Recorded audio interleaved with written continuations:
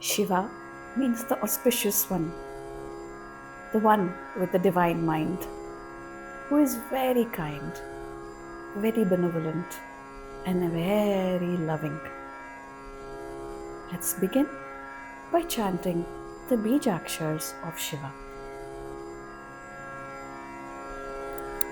Om Hrim Hom Namah Shivaya. Om Hrim Hom Namah Shivaya. Om Hrim Hom Namah Shivaya. Om Hrim Hom Namah Shivaya. Om Hrim Hom Namah Shivaya.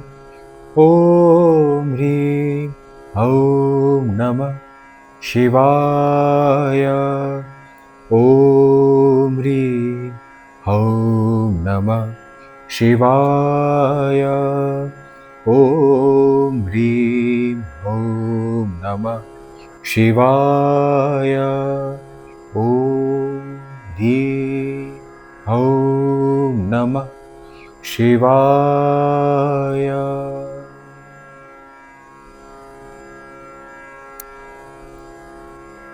We will now do the Shiv Sankalpa Sukta. A sukta means well said.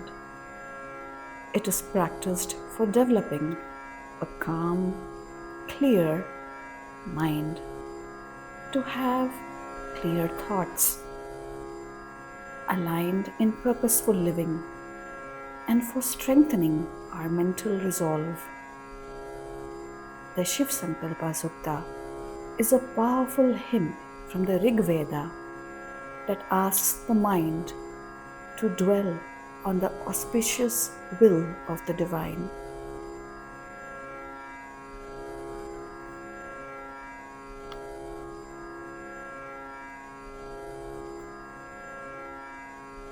May my mind be calm and focused. Yajjagrato Duramudayeti Devam Tadu Suptasya Tathayaveti Durangamam Jyotisham Jyotirekam Tanme Mana Shiva Sankalpamam Stu. May my mind be calm and focused, which while we wake soars into the heavens, and even in sleep roams about, the far-ranging one, light among lights. Yena karmanya Manishino Yagye Kranavanti Vidateshu Dhira Yadapurvam Yakshamantaha Prajanam Tanme Manah Shiva Sankalpamastu. May my mind be calm and focused, with which the mindful initiate actions and the insightful performs rituals. The unprecedented, mysterious being within all living beings. Yat prajnanamuta cheto dhratischa yajyo tiranantaramritam prajasu यस्मान्नृते किञ्चन कर्म क्रियते तन्मे मनः शिवसङ्कल्पमस्तु। May my mind be calm and focused, which includes intuitive knowledge, consciousness, and mental stability. That immortal inner light in all beings, without which no action can be performed. येनेदं भूतं भुवनं भविष्यत् परिग्रहेतममृतेन सर्वम्।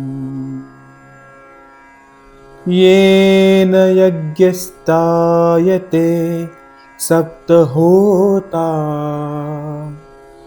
तन्मे मनः शिवसङ्कल्पमस्तु। May my mind be calm and focused, the immortal one by which all that has been, is now being, and will be in the future, is grasped, by which the 7 priests, the Brahma Rishis, extend and perform the sacrifice. यस्मिन् रचः सामयञ्जुषि यस्मिन् प्रतिष्ठिता रथना भाविवारा यस्मिन् चित्तं सर्वमोतं प्रजाना तन्मे मनः शिवसङ्कल्पमस्तु। May my mind be calm and focused, in which the verses of the Vedas are fixed like spokes around the hub of a chariot wheel, in which there is interwoven the consciousness of all living beings.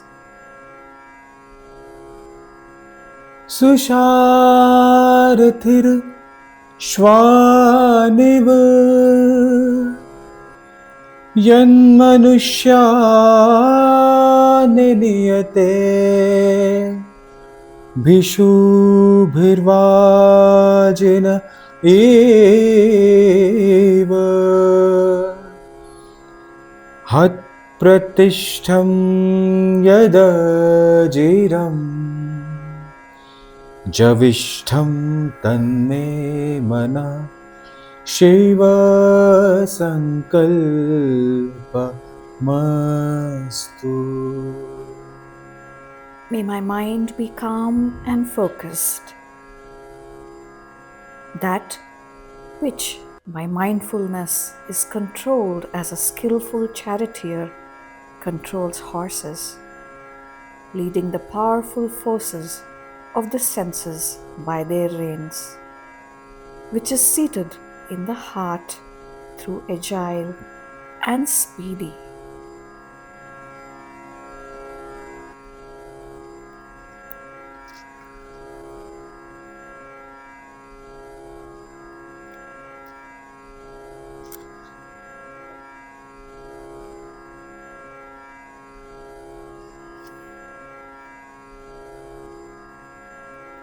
Now, we will do the Shiv Manasa Puja, which was given by the great master Adi Shankaracharya.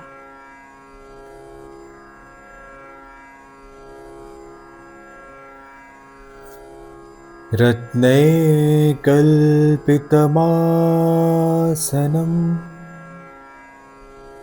हिमजले स्नानं दिव्याम्बरं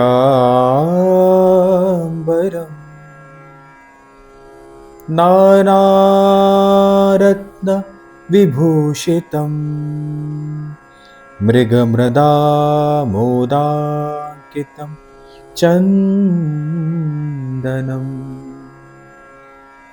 जाते चम्पकबिल्वपत्ररचितं पुष्पं च धूपम् तथा दीपं देव दयानिधे पशुपते रत्कल्पितं गुह्याता।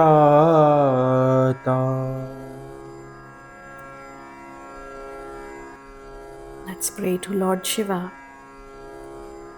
O ocean of mercy, O master of bound creatures, I have imagined a throne of precious stones for you, cool water for you to bathe in, divine robes adorned with many jewels, sandalwood paste mixed with musk to anoint your body, jasmine and champaka flowers and bilva leaves, rare incense and a shining flame. Please accept all these which I have imagined in my heart for you, O Lord. सौवर्णे नवरत्न खण्डरचिते पात्रे धृतं पायसं भक्ष्यं पञ्चविधं पयोदधियुतं रम्भाफलं पानकम् शाकानामयुतं जलं रुचिकरं कर्पूरखण्डोज्ज्वलम् ताम्बूलं मनसा मया विरचितं भक्त्या प्रभो स्वीकुरु। Sweet rice in a golden bowl, inlaid with the 9 jewels, the 5 kinds of food made from milk and curd, bananas, vegetables, sweet water scented with camphor and betel leaf. I have prepared all these in my mind with devotion. O Lord, please accept them.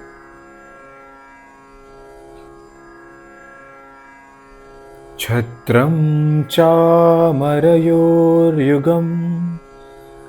व्यञ्जनकं चादर्शकं निर्मलं वीणाभेरी मृदङ्गकाः हलकलागीतं च नृत्यं तथा साष्टाङ्गं प्रणतिः स्तुतिर्बहुविधा द्योततस्मस्तं मया संकल्पेन समर्पितं तव विभो पूजा ग्रहाण प्रभो। A canopy, 2 yak-tailed whisks, a fan and a spotless mirror, a veena, a mridang, and a great drum, songs and dancing, full prostrations, and many kinds of hymns. All this I offer you in my imagination and with all my heart. O Almighty Lord, accept this, my worship of you. आत्मा त्वं गिरिजामती सहचरा प्राणा शरीरं गृहं पूजाते विषयोपभोगरचना निद्रा समाधि स्थिति संचारः पदयो प्रदक्षिणविधि स्तोत्राणि सर्वा गिरो यद्यत् कर्म करोमि तत्तदखिलं शम्भो तवाराधनम्।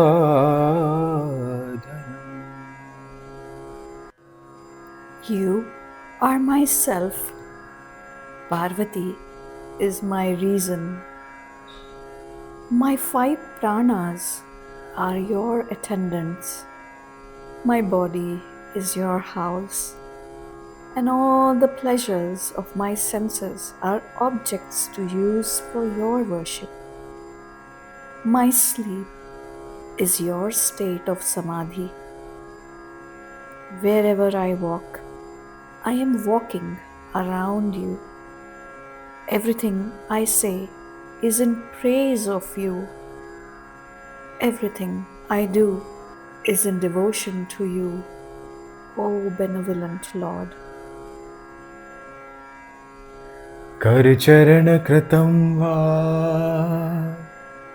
कायजं कर्मजं वा श्रवणनयनजं वा मानसं वा पराधम् विहितं विहितं वा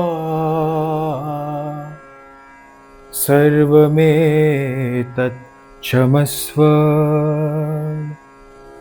जय जय करुणानिधे श्रीमहादेव शम्भो जय जय करुणानिधे श्री साई देव शम्भो। Whatever sins I have committed with my hands, feet, voice, body, actions, ears, eyes, or mind, whether prohibited by the scriptures or not, please forgive them all. O ocean of compassion, O great Lord, O benevolent Lord. We will now do the Shiv Manasa Puja. रत्ने कल्पितमासनं हिमजले स्नानं च दिव्याम्बरम् नानारत्नविभूषितं मृगमदामोदाङ्कितं चन्दनम् जाते चम्पक बिल्वपत्रचितं पुष्पं च धूपं तथा दीपं देवदयानिधे पशुपते रत्कल्पितं गुह्याता। O Rudra, ocean of compassion, I mentally offer to you divine sandal paste and musk perfumed oil, a celestial throne adorned with precious jewels, fragrant water for your sacred bath, clusters of fresh flowers, incense, and a shining lamp. O Lord of all beings, kindly accept these offerings. These offerings represent your pure devotion and are offered from the depth of your love. Your heart is the true altar of your devotion, the true offering. This bhava is accepted by the inner Shiva. सौवर्णे नवरत्नखण्डरचिते पात्रे घृतं पायसम् भक्ष्यं पञ्चविधं पयोदधियुतं ब्रह्माफलं पानकम् शाकानामयुतं जलं रुचिकरं कर्पूरखण्डोज्ज्वलम्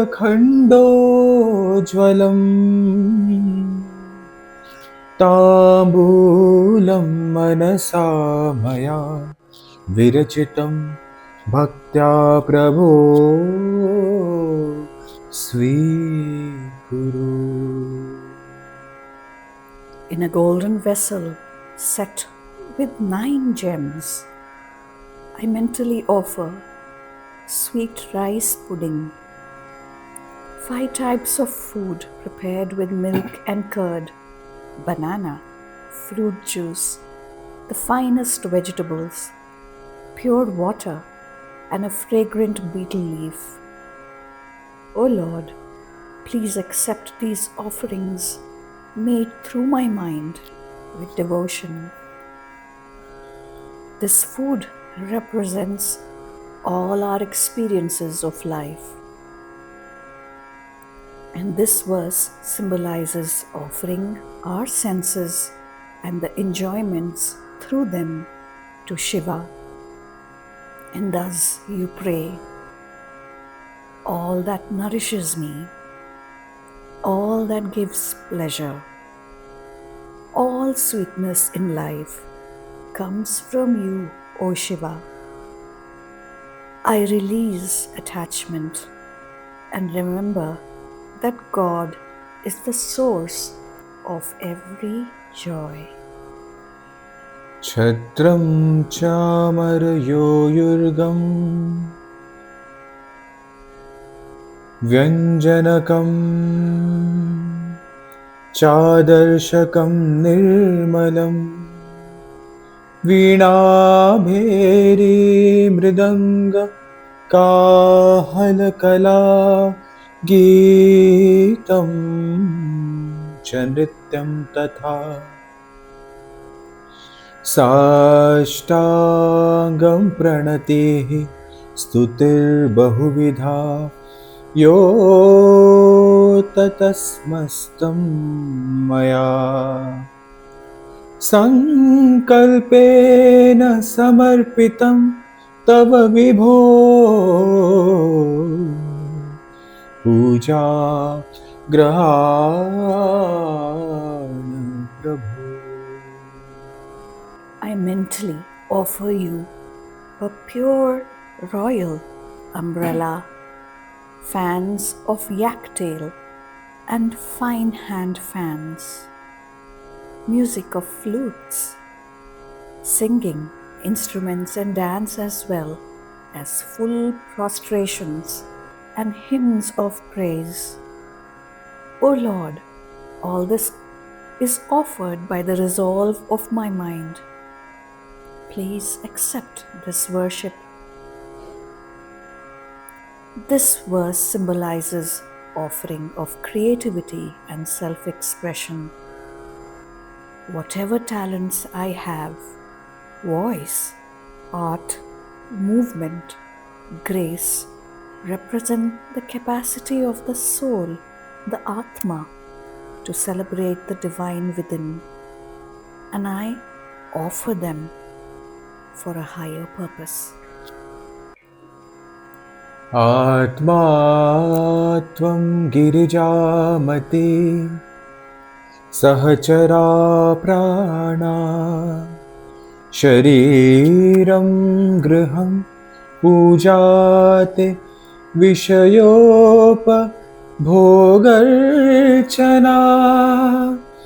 निद्रा समाधि स्थिति संचारपदयो प्रदक्षिणविधि स्तोत्राणि सर्वा गिरो यत् कर्म करोमि तदखिलं शम्भो तवाराधनम्।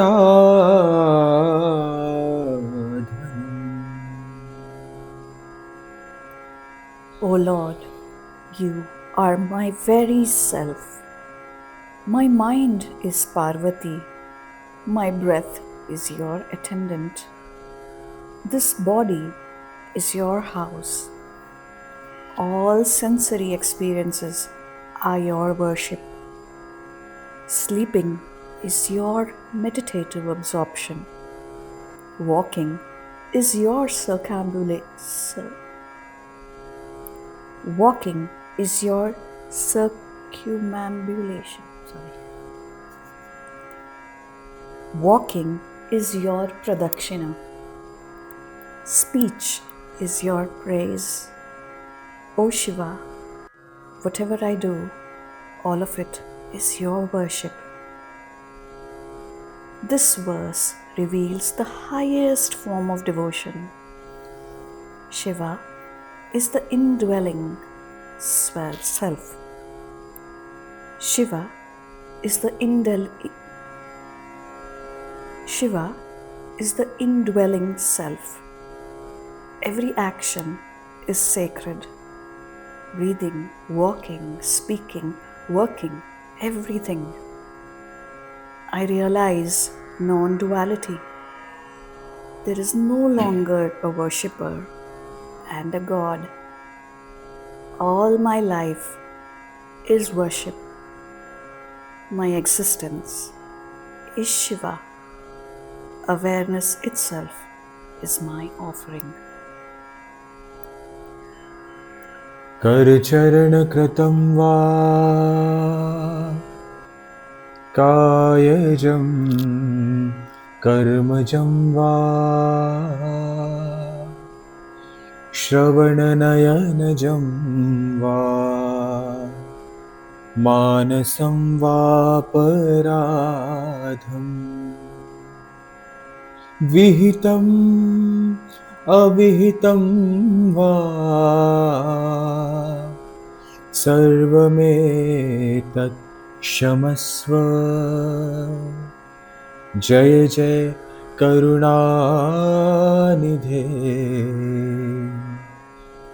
श्री महादेव शंभो। जय जय करुणानिधे श्री साई देव शंभो।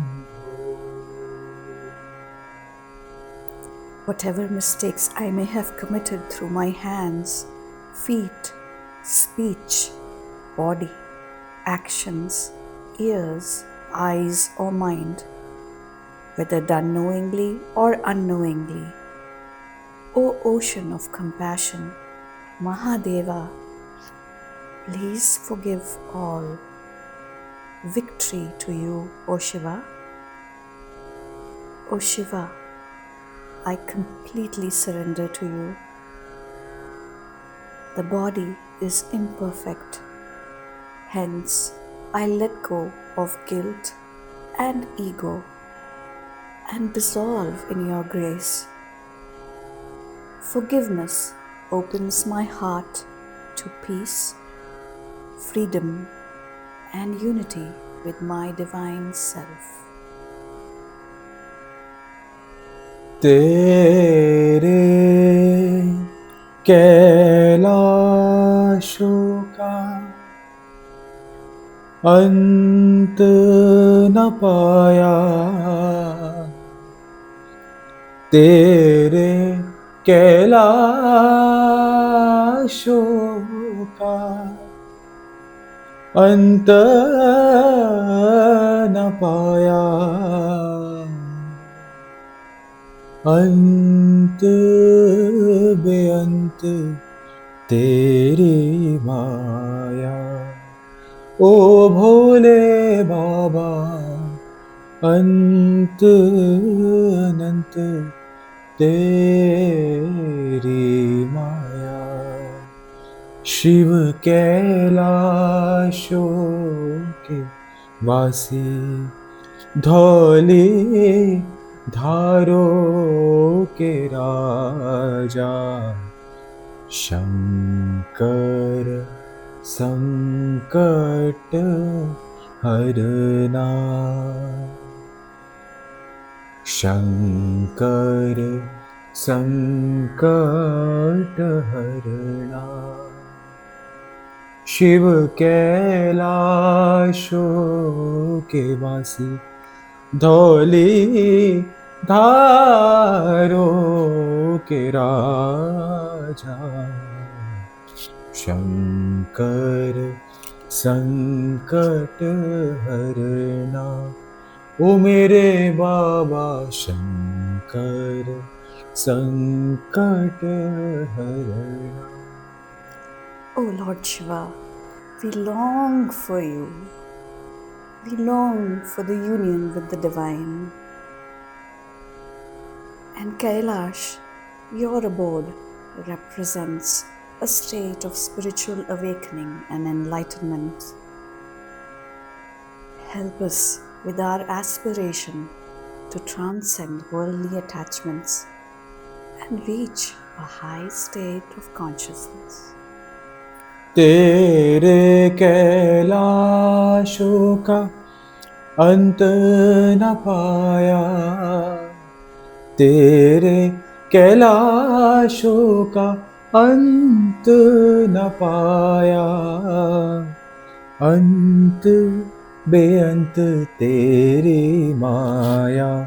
ओ भोले बाबा अंत बेअंत तेरी माया। शिव कैलाशों के वासी, धौली धारों के राजा, शंकर संकट हरना। O Lord, help us to understand the importance of humility and self-surrender in our spiritual sadhana. Help us to let go of ego and worldly desires, paving the way for our spiritual growth.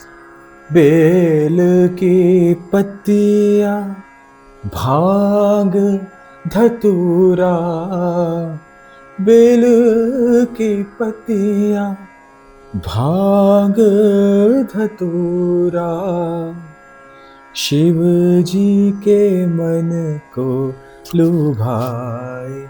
ओ भोले बाबा शिव जी के मन को लुभाए।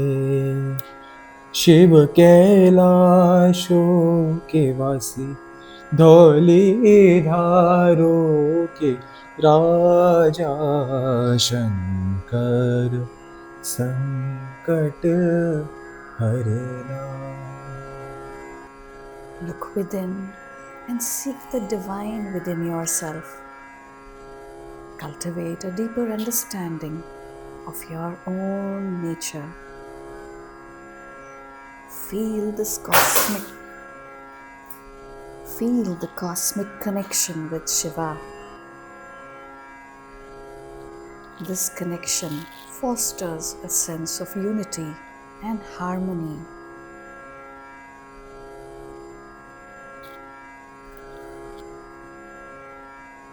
As you hear the next part, feel that it is a spiritual invocation, a call to the divine, and a reminder of the eternal quest of self-realization. एक था डेरा तेरा चंबेरे चगाना, एक था डेरा तेरा चंबेरे चगाना, दूजा लाई दिता भर मोरा। ओ भोले बाबा दूजा लाई दिता भर मोरा। शिव कैलाशों के वासी, धौली धारों के राजा शंकर संकट हरना। ओ भोले बाबा शंकर संकट हरना। शंकर संकट हरना। शंकर संकट हरना। शंकर संकट हरना। भोले बाबा शंकर संकट हरना। जप ध्यान बिना संयोग नहीं, प्रभु दर्श बिना प्रज्ञान नहीं। दया धर्म बिना सत्कर्म नहीं। भगवान बिना कोई अपना नहीं। हरि नाम बिना परमात्मा नहीं। साई नाम बिना परमात्मा नहीं। शंकर संकट हरना। शंकर संकट हरना।